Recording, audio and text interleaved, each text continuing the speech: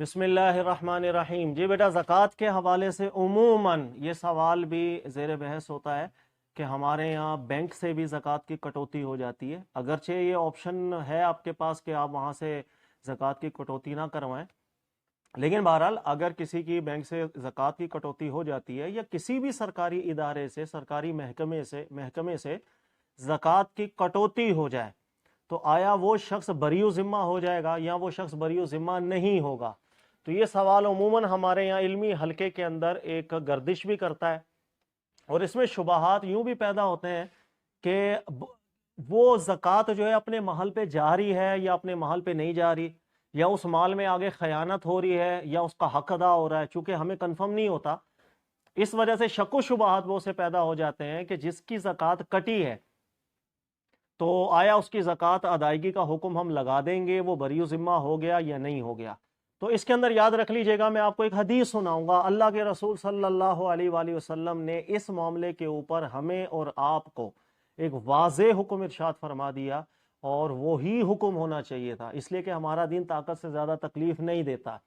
یہ مسند احمد بن حنبل کی حدیث ہے، اور حدیث بالکل اعلیٰ درجے کی صحیح حدیث ہے، اور بخاری اور مسلم کے راویوں پر مشتمل یہ حدیث ہے۔ اور حدیث یہ ہے کہ ایک صحابی تھے بنی تمیم کے، اللہ کے رسول پاک صلی اللہ علیہ وآلہ وسلم کے بارگاہ میں حاضر ہوئے، اور انہوں نے عرض کی کہ اذا ادیت الزکاۃ الی رسولک،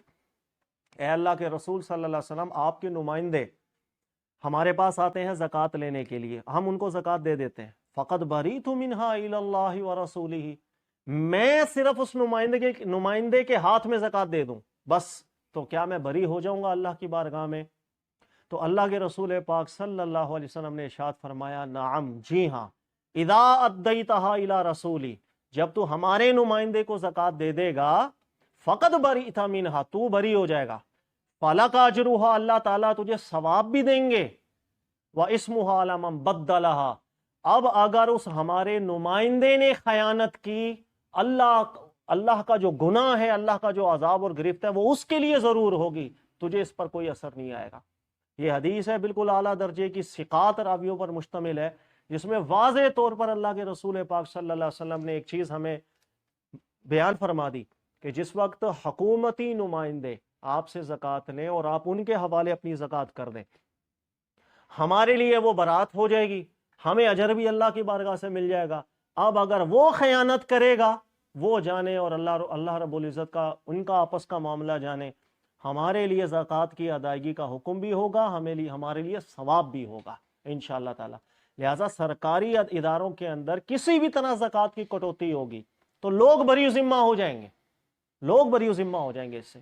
تو یہ نہ گھبرایا کریں کہ آپ ڈبل زکوٰۃ دے دیں، وہاں بھی کٹ گئی تو الگ سے بھی دیں، بالکل الگ سے دینے کی ضرورت نہیں ہے۔ اللہ تعالیٰ عمل کی توفیق دے اور سمجھنے کی توفیق دے۔ جزاک اللہ۔